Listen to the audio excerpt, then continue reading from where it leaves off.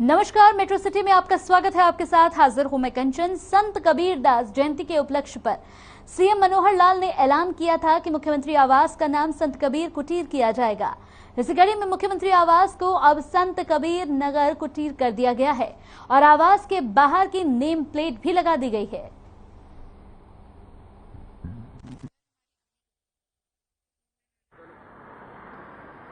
संत कबीर दास जयंती के उपलक्ष्य पर आज से चंडीगढ़ स्थित हरियाणा मुख्यमंत्री आवास का नाम संत कबीर कुटीर रखा गया है।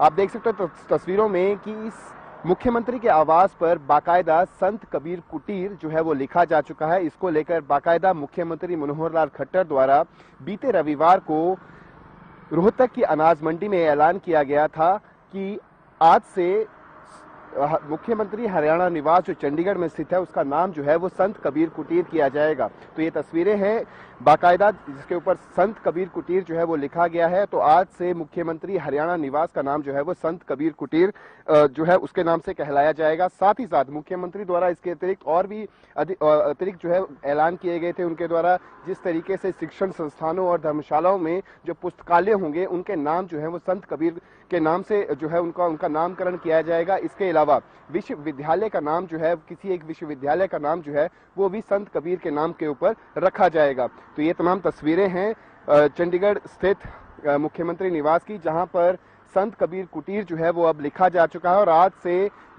हरियाणा के मुख्यमंत्री के निवास स्थान का नाम संत कबीर कुटीर जो है वो कहलाएगा। ये तस्वीरें हैं चंडीगढ़ के हरियाणा के मुख्यमंत्री निवास की। चंडीगढ़ से हर खबर हरियाणा के लिए रवि चंदेल के साथ कैमरा पर्सन किशन की रिपोर्ट। वहीं प्रदेश में पर्यटन और एडवेंचर स्पोर्ट्स को बढ़ावा देने के लिए मुख्यमंत्री मनोहर लाल और सरकार लगातार काम कर रही है। इसी कड़ी में मुख्यमंत्री मनोहर लाल ने चंडीगढ़ से माउंट यूनाम के नाम यहां पर पर्वतारोहियों के दल को रवाना किया। इस दौरान शिक्षा मंत्री कंवरपाल गुर्जर ने भी मुख्यमंत्री के साथ मौजूद यहां पर रहे और साथ ही मनोहर लाल ने यहां पर पर्वतारोहियों से संवाद कर उनका अनुभव भी जाना। मुख्यमंत्री मनोहर लाल ने अपने संबोधन में कहा, हरियाणा के गांव के जीवन में ही एडवेंचर जिसको बढ़ावा देने के लिए सरकार ने यहां मोरनी में मिल्खा सिंह एडवेंचर क्लब की स्थापना भी की है। दक्षिणी हरियाणा में भी यहां पर ट्रैकिंग को बढ़ावा देने के लिए सरकार प्रयासरत है।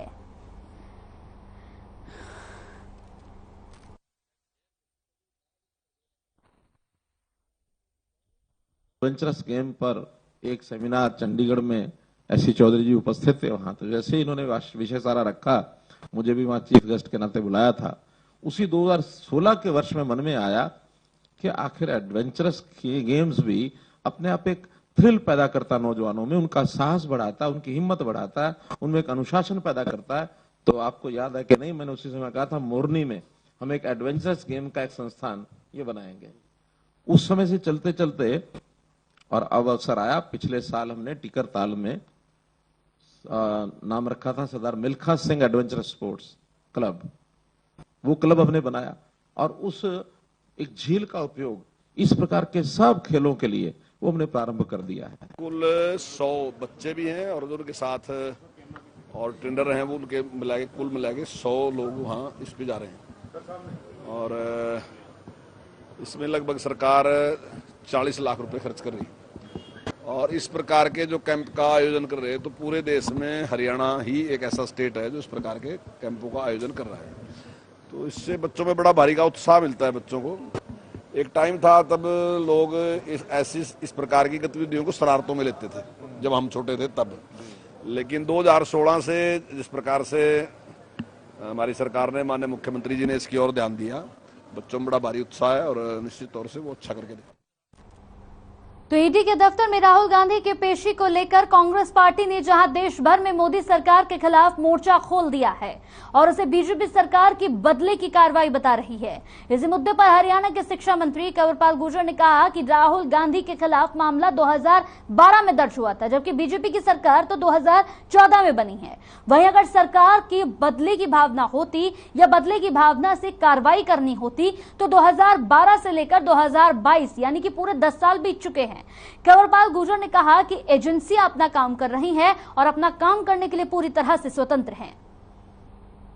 और आज भी राहुल गांधी से पूछताछ जारी है उनका कहना है कि केंद्र सरकार कहीं ना कहीं केंद्रीय एजेंसियों का दुरुपयोग कर रही है।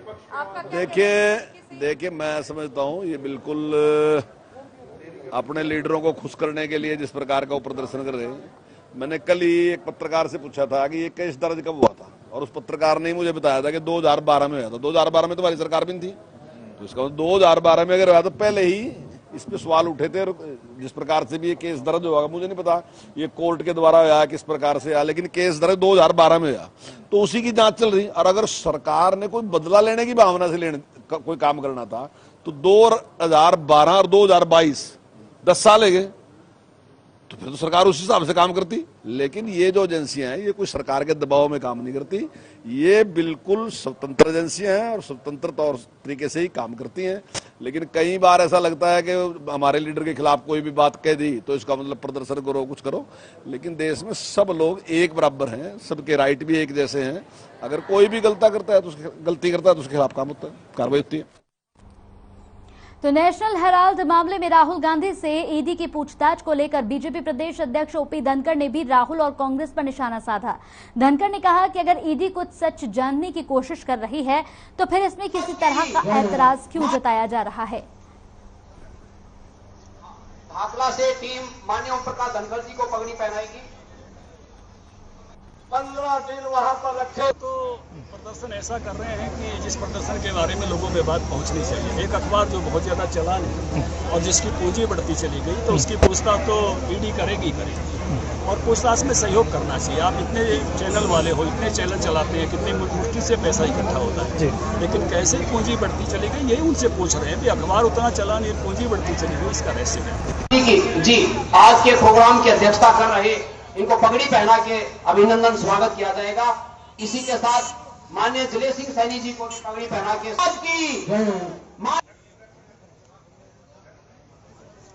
भाखला से टीम माननीय ओम प्रकाश। तो वहीं बिहार के बाद अब दिल्ली एनसीआर में एक चीनी नागरिक और उसकी भारतीय गर्लफ्रेंड को हिरासत में लिया गया है। आरोप है कि वीजा की अवधि समाप्त होने के बाद भी चीनी नागरिक अवैध रूप से भारत में ही रह रहा था। जानकारी के मुताबिक नोएडा पुलिस ने उसे गुरुग्राम से हिरासत में लिया है। फिलहाल इन लोगों के खिलाफ एफआईआर दर्ज कर ली गई है, उनसे पूछताछ की जा रही है। एसपी विशाल पांडे ने कहा कि उनसे पूछताछ पर पता चला कि चीनी नागरिक का वीजा जून 2020 में समाप्त हो गया था और उसने इसे 2022 के रूप में दिखाने के लिए जाली बनवाया था। उसने वीजा यहां पर शर्तों का उल्लंघन किया और जाली दस्तावेजों का इस्तेमाल किया।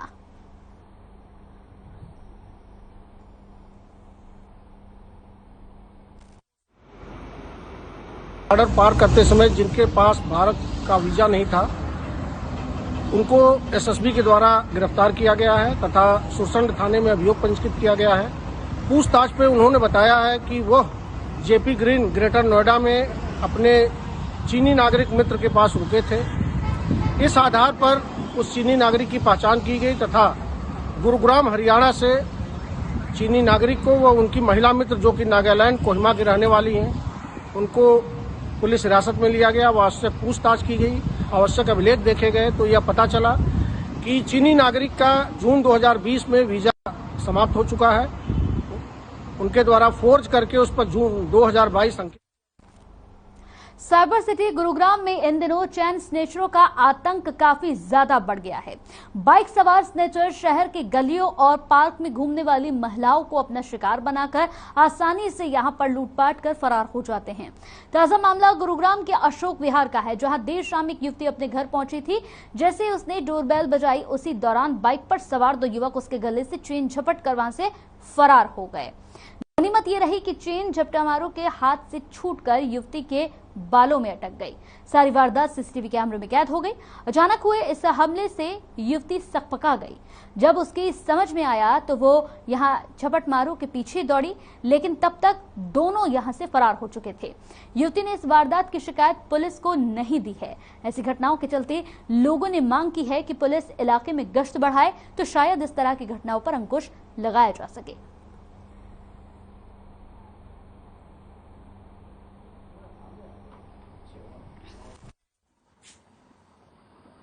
बेटी आई थी हमारी 8:30 बजे, तो पीछे से दो लड़के आए, बाइक पे मुंह बांध रखा और बेटी की चैन तोड़ने की कोशिश करी, कान का भी उसका निकल गया। और उसके बाद वो वैसे जैसे उसने देखा तो लड़की की चैन बच गई, बाकी वो भाग गए।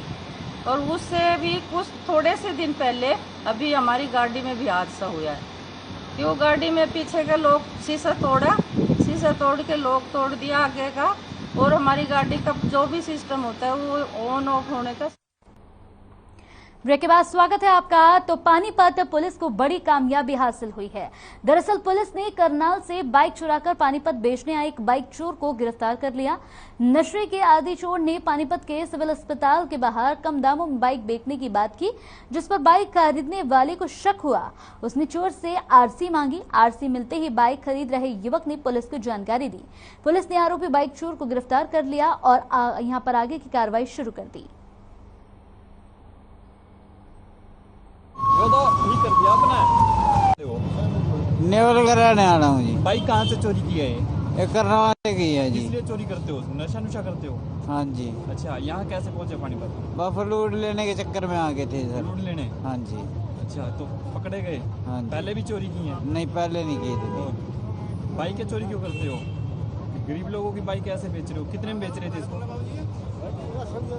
2-3 हजार में बेच।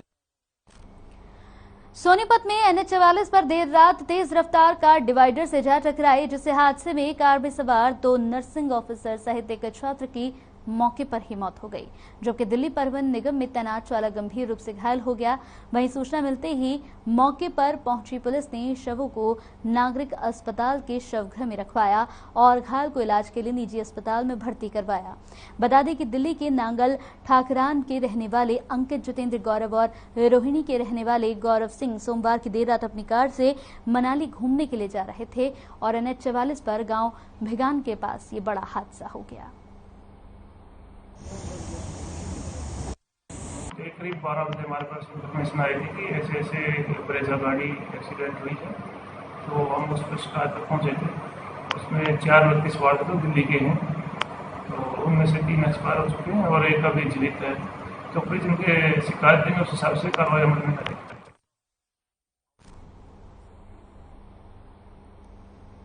तो सोनीपत के गांव गढ़ शाहजहानपुर के चौक पर शराब का यहां पर तीसरा ठेका खोले जाने के विरोध में ग्रामीण पिछले कई दिनों से लगातार प्रदर्शन कर रहे हैं, जिसके लिए गांव में 11 मेंबर कमेटी बनाकर बैठक की गई,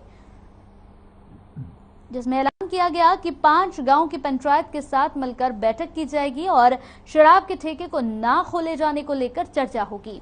गांव वालों का ये भी कहना है कि अगर इसका हल नहीं हुआ तो सभी खाप पंचायत एक बैनर के तहत इकट्ठा होंगे, सख्त फैसला लेंगे। साथ ही गांव वालों ने प्रशासन पर भी कार्रवाई न करने के आरोप लगाए हैं। बता दें कि कुछ दिनों पहले ही गांव की महिलाओं ने शराब के ठेके को उखाड़ कर फेंक दिया था।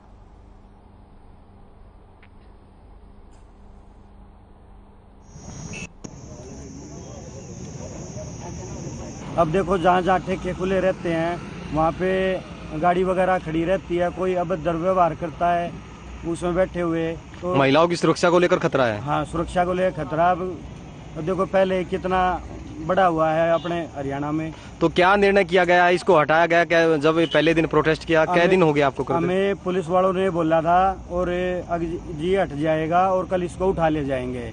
उसके बाद हमने शाम तक का टाइम दिया था, कल की बात है। कल ये कहा था पुलिस वालों ने 4 बजे तक ये उठा ले जाएंगे इसको, तो ये उठा के नहीं ले गए। तो सारी रात हम यहाँ धरने पे रहे हैं। गाँव के पक्ष में ये मांग कर रहे हैं, हमारी बहू बेटियों को मतलब जो है ना यहाँ पे सुरक्षित महसूस नहीं हो रही, क्योंकि जो है ना यहाँ पे घूमने फिरने आती हैं सुबह शाम, और अब हमारे बिल्कुल साथ में ही जहाँ पर ये ठेका खोलने का प्रयास किया जा रहा है, यहाँ में विकलांगों का एक स्कूल भी है और दूसरी साइड में भी एक स्कूल है। मतलब स्कूलों का मेन रास्ता है, ये ओमेक सिटी है, ये आवासीय कॉलोनी है। तो ये मतलब गांव के बिल्कुल टच करके मतलब जो है ठेका खोलने का प्रयास किया जा रहा है। हम इसको किसी भी हालत में यहाँ पे खोलने नहीं देंगे। घर के बाहर से स्कूटी हुई चोरी। गांव गढ़ शाहजहानपुर में शराब के ठेके को हटाने को लेकर प्रशासन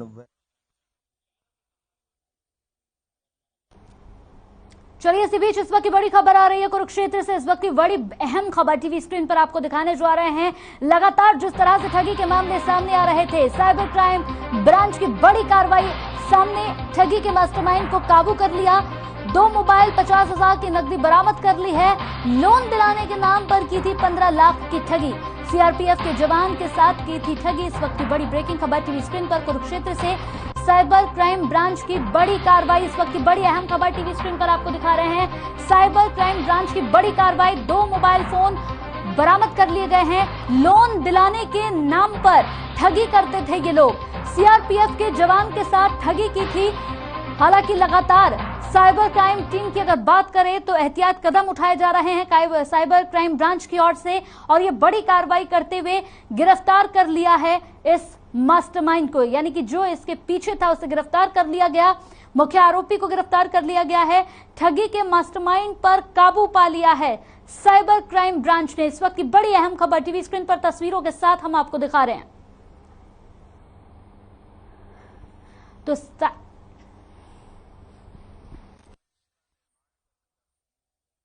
पुलिस फाइल अनुसंधान के लिए एसपी साहब के आदेश के मुताबिक थाना पेवा से एसडीओ में प्राप्त हुई है। इसमें एक सिंदरपाल नाम का कर्मचारी है जो सीआरपीएफ में नौकरी करता है। उसने बतलाया कि उसके साथ ऑनलाइन फ्रॉड हो गया है। उसने अपनी इंश्योरेंस पॉलिसी के करवा रखी है।